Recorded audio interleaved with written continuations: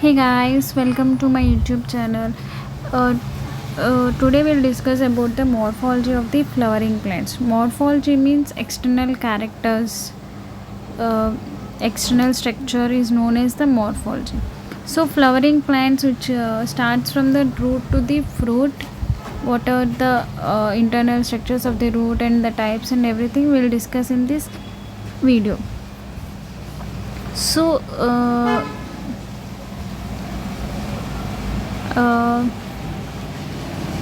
So coming to the root, in majority of the dicotyledonous plants, the direct elongation of the radicle leads to the formation of primary root, which grows inside the soil.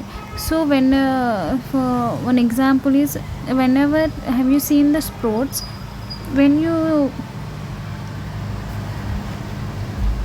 take the sprouts, the pimule upper portion comes, it is known as the radicle. So that primary root which grows in the soil, if we place it in the soil, it may grow it bears lateral roots of the several orders that are called so when it undergoes and divides and forms the primary to the secondary and secondary to the tertiary roots. The primary roots and its branches constitutes the taproot system. So when the primary roots and the besides the roots and branches is known as the taproot system, as seen in the mustard plants. Monocots taproot system mainly seen in the dicot plants. Adventitious roots or the fibrous roots are seen in the monocots. Whereas in the monocots, the primary root is very short-lived. It is replaced by large number of the roots. These originate from the base of the stem and constitute the fibrous roots. In banyan tree we have seen that one root arises from it and it covers all the surface of the ground, so it is known as the fibrous root. It is seen in the wheat plant. In some plants like grasses and monstera, the banyan tree arises from the part of the plant other than the radicle is called adventitious roots. So this is the adventitious root. The main function of the root system is it takes the water from the ground and minerals from the soil. It provides to the plant parts, reserving food material, since it is regulators. Here we can see that this is the root system. First it starts from the base, it is the primary root, and further the secondary root.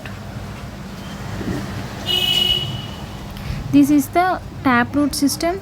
These looks like the B1 is the fibrous root. Other than the radicle, it arises plant parts is known as the adventitious roots. Next, region of the root.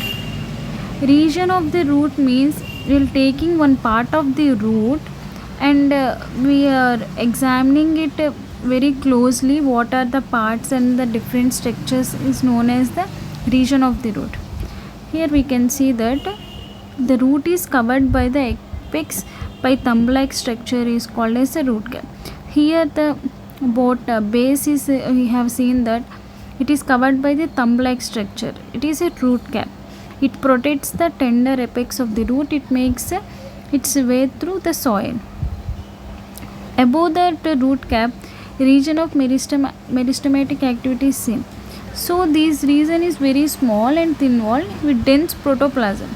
They repeatedly divide and cells proximal to undergo the rapid elongation and enlargement. So it gives responsible for the growth of the root in the land. In the meristematic activity only, dense protoplasm is there and it rapidly means fastly divided and forms to the root along, means it will elongate. It leads to the root elongation. So the cells of the elongation zone gradually differentiate and mature. Hence this zone is known as the maturation. So from this region, some epidermal cells from very fine and delicate thread-like structures called root hairs. From this it forms the root hairs.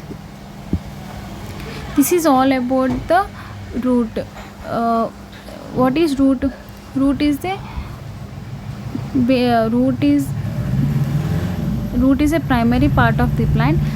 It undergoes primary, secondary and tertiary roots. It is of two types: taproot system and fibrous root system. Other than this, roots are raised from the plant body other than radicle is known as the adventitious root system. So taproot is seen in the dicots,